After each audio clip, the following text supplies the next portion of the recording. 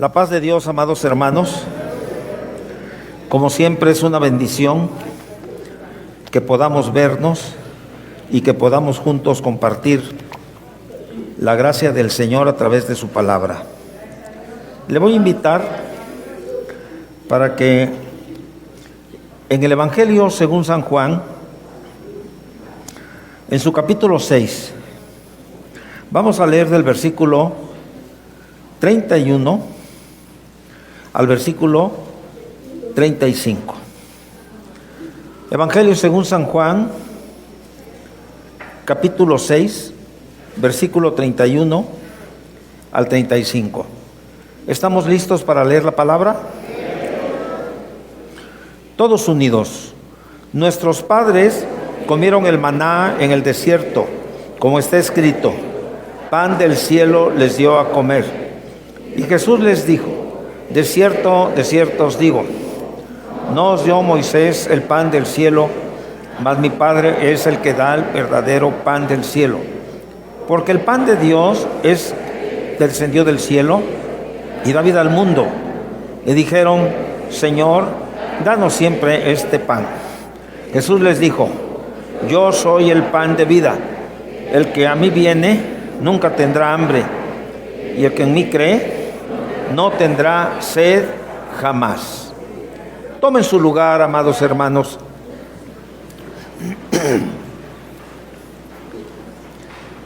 La historia sagrada, en referencia al pueblo de Israel, refiere que fueron un pueblo en esclavitud durante 430 años en la tierra de Egipto, una tierra a la cual descendieron en busca de pan.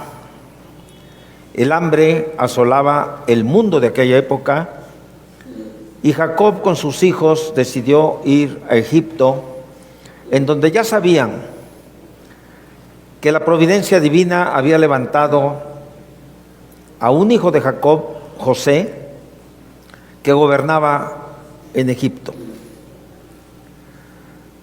El pueblo estuvo en esclavitud y esto es innegable. Pero Dios es un Dios comprometido con la humanidad y concretamente también comprometido con su pueblo. Dios es santo, Dios es justo.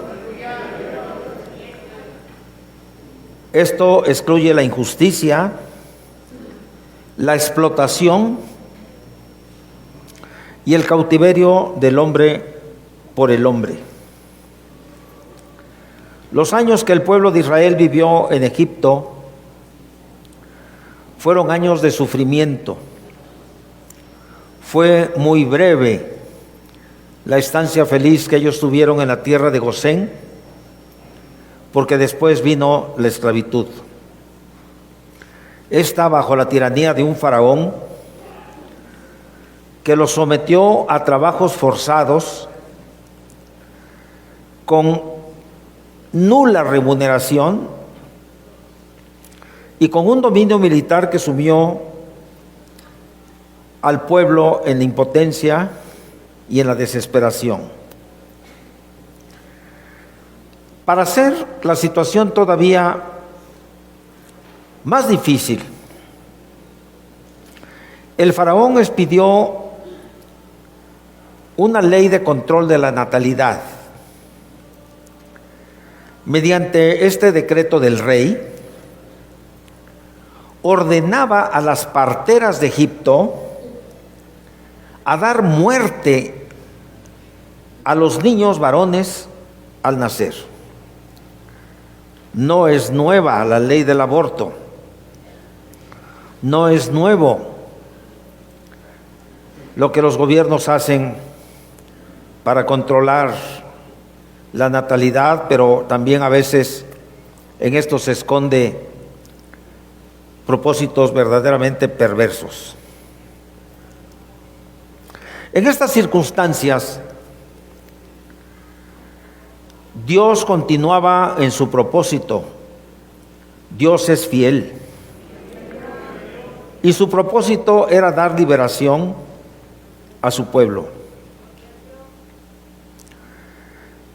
Y en ese contexto se desarrollaron, de manera que a nosotros nos parecen increíbles, pero perfectas, muchas cosas en beneficio precisamente del pueblo.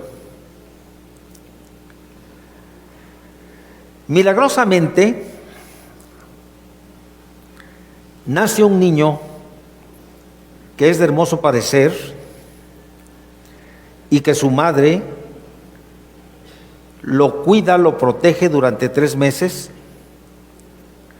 y cuando ya no lo puede tener en casa, porque era evidente que había un niño, hace una canastita de mimbre, la calafatea con brea,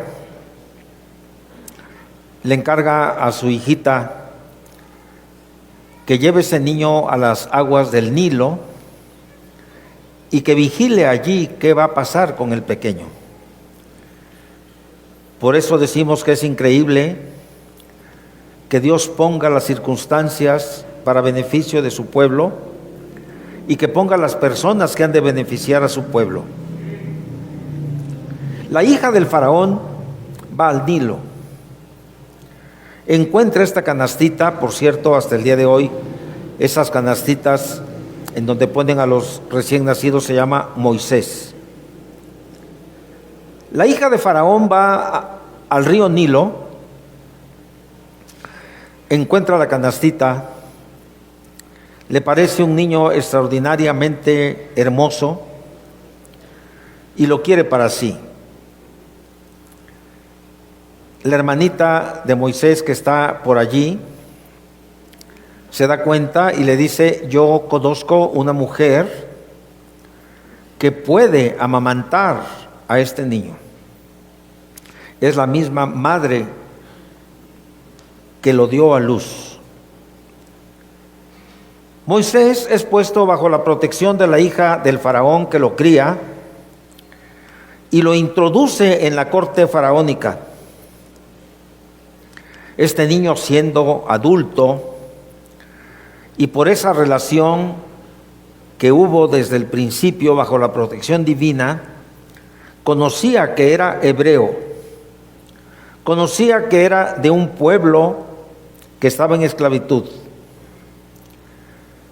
En cierto momento ve que un egipcio maltrata a uno de sus hermanos y, lleno de ira, lo mata.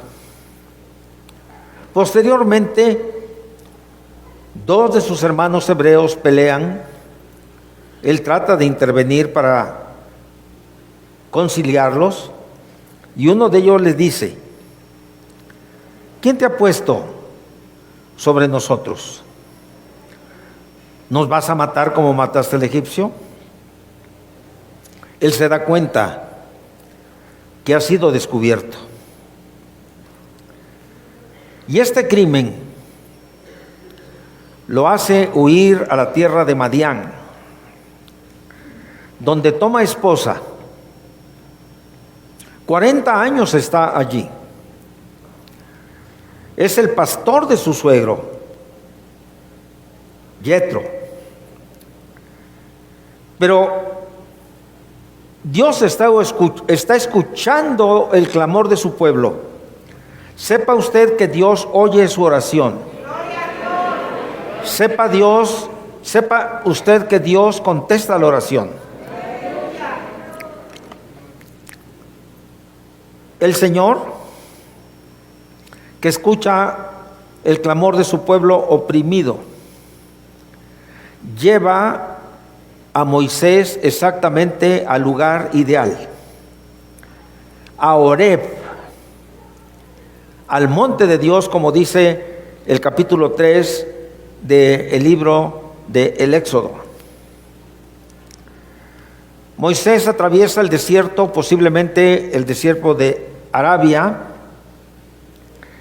llega a los montes de Moab, desciende un poco precisamente hasta Horeb. cerca de lo que hasta hoy se conoce como el Sinaí. Nada más como referencia, hay dos montes en aquel lugar que se llaman igual, y ambos son de una altura de más de 2000 metros sobre el nivel del mar. Y ocurre lo que todos sabemos. Hay una zarza, un arbusto lleno de espinas. En hebreo se dice a este arbusto sené, y es casi igual a la raíz de Sinaí. La zarza arde, y eso no es ningún milagro porque es frecuente. Las altas temperaturas de aquellos lugares, más la arena con el sílice, provocan que a veces los pastizales o los arbustos se prendan en fuego. Pero lo que no ocurre es lo que Moisés está viendo. La zarza arde, arde, arde y no se consume. Moisés quiere averiguar qué pasa, y cuando se acerca, dice la Escritura que es el ángel de Dios, es el Cristo preencarnado, es el ángel de Jehová, que deja oír su voz para que se detenga. Le pide que quite las sandalias de sus pies.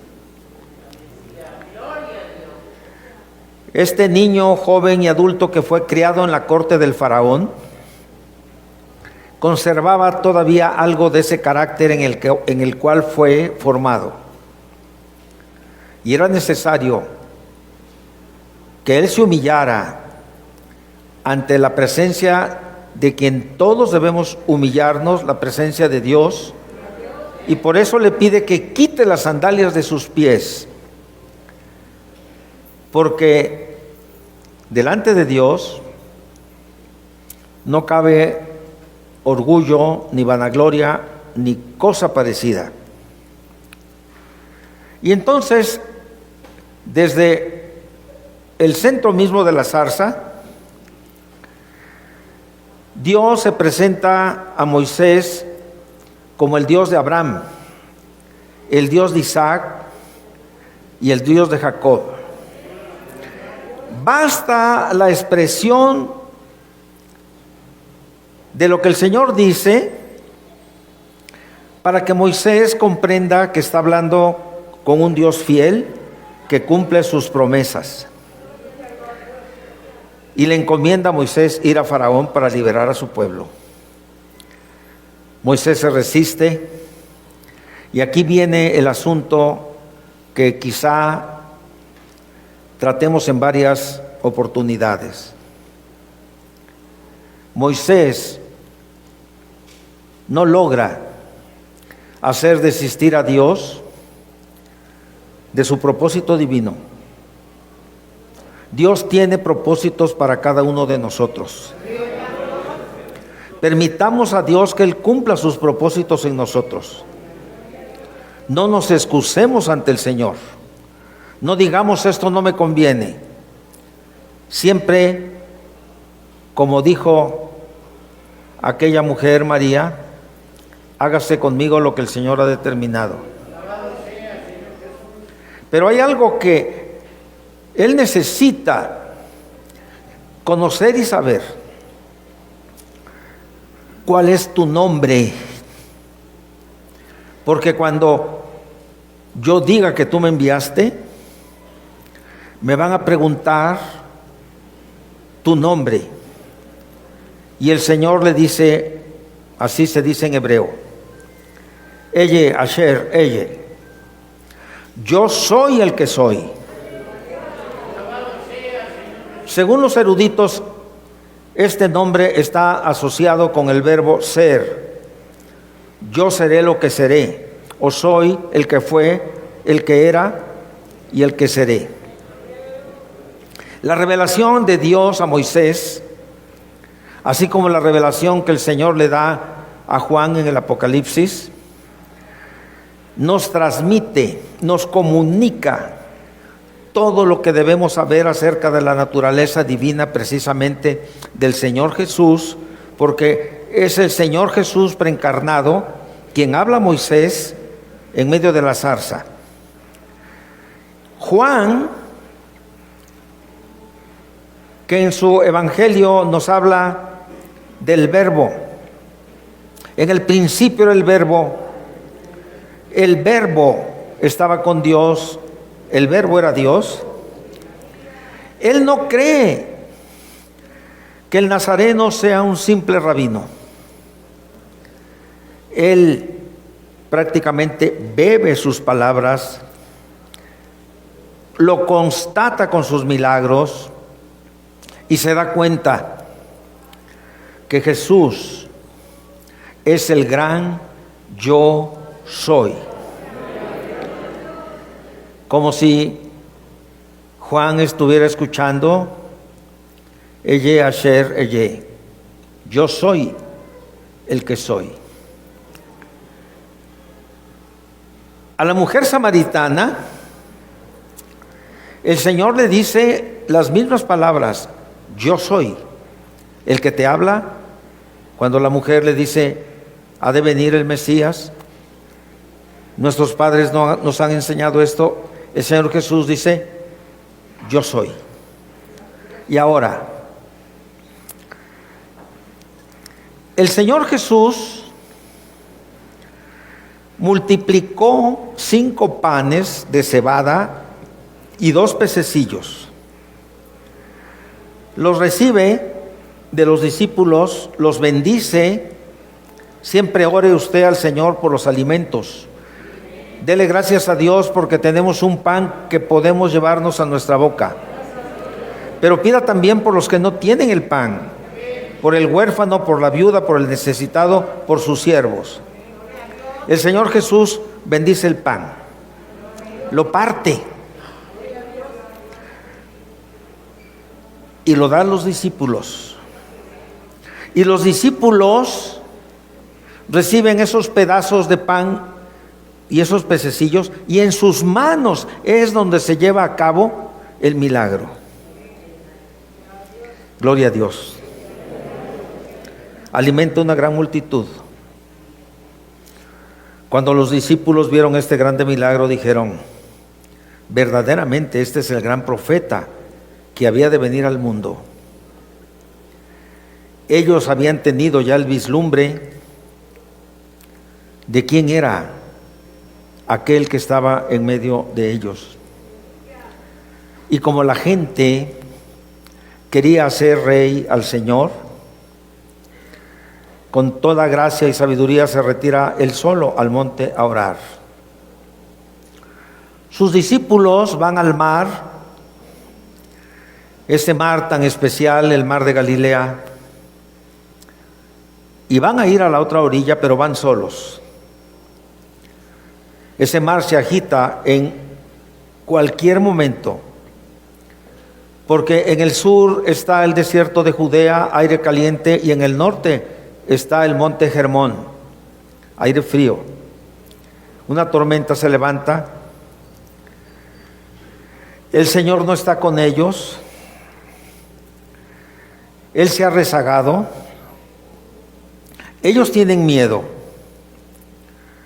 Pero amorosamente el Señor, caminando sobre las aguas, acelera el paso, llega con ellos y también a ellos les dice, yo soy, no temáis. Bastó esa palabra para que los discípulos dejaran sus temores. Basta, hermanos, con que escuchemos la voz de Dios que nos dice, yo soy, estoy contigo, para que venga la paz. Dios mismo en Jesús se está mostrando a sus discípulos. Y un día después, esa gente que había comido el pan y los peces multiplicados lo buscaron, no lo hallaron y fueron hasta Capernaum. Y se establece un diálogo entre el Señor y ellos. Y hay varios aspectos que debemos considerar. Primero, hay mucha gente que busca al Señor porque tiene necesidad. Hay gente que sabe, está enferma, necesita una operación quirúrgica. Le han dicho que la operación es muy difícil. Entonces busca a Dios, porque oye que Dios sana. Sí, Dios sana.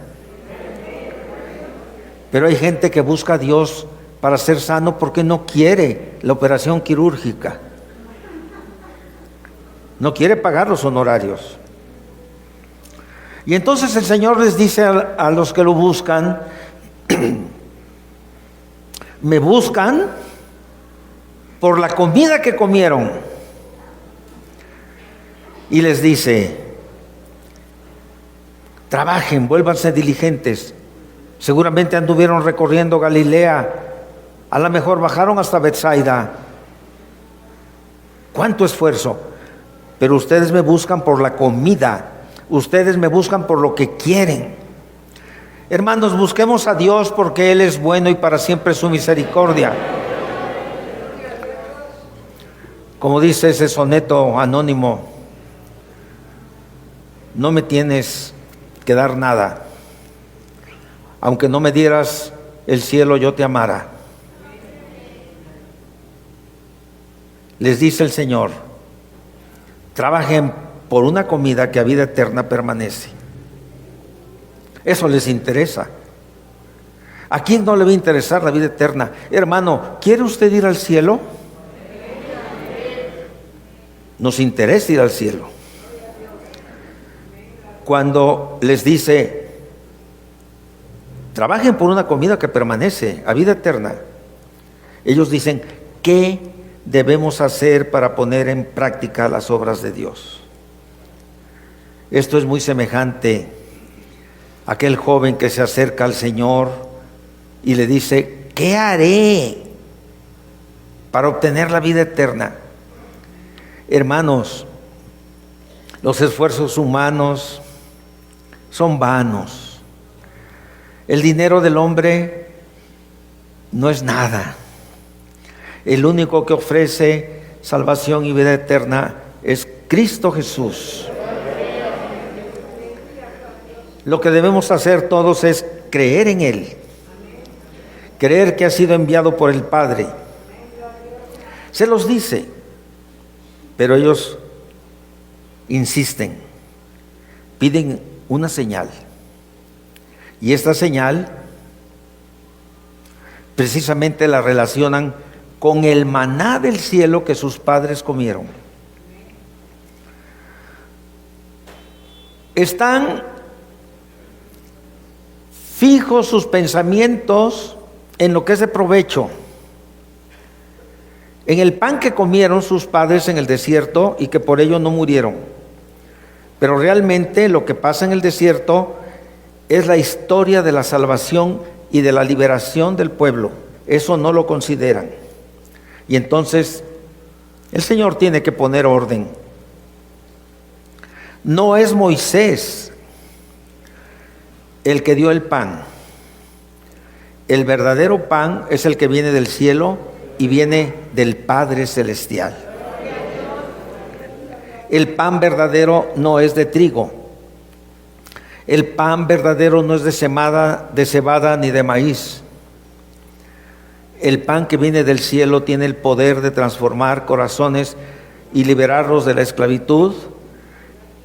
Y el pan de vida es Cristo Jesús. En este intercambio de palabras, en este diálogo, vuelve el Señor a decir, yo soy el pan de vida. Y agrega, el que a mí viene nunca tendrá hambre, y el que en mí cree no tendrá sed jamás. Qué palabras tan claras. Estas palabras tienen el mismo significado y la importancia de las palabras que escuchó Moisés frente a la zarza. Sí, es cierto, el Señor está usando una metáfora con relación al pan. El pan tiene la capacidad de nutrir. El pan llena los estómagos vacíos. El pan satisface al hambriento. Y el Señor Jesús tiene el poder de satisfacer el alma. El que acepta a Cristo no tendrá sed jamás, ni tampoco hambre. El que acepte a Cristo disfrutará de la vida y de la gracia del cielo. Pero para esto debe creer, debe recibirlo en su corazón.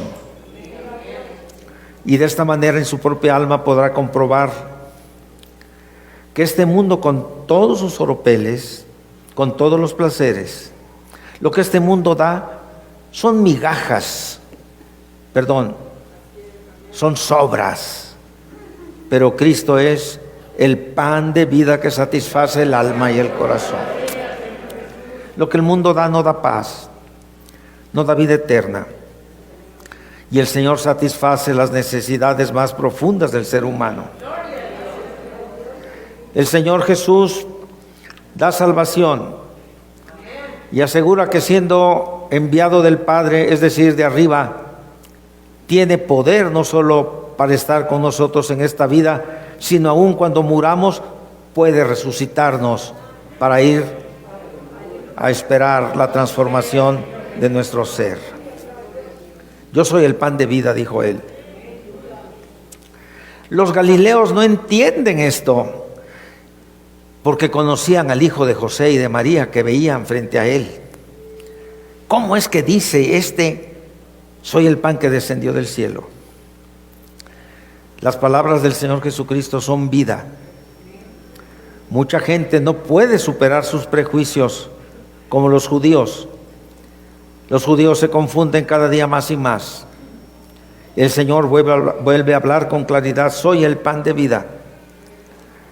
Y dice: vuestros padres comieron el pan del cielo en el desierto. Y enfatiza: pero murieron. El maná venía del cielo, pero era para satisfacer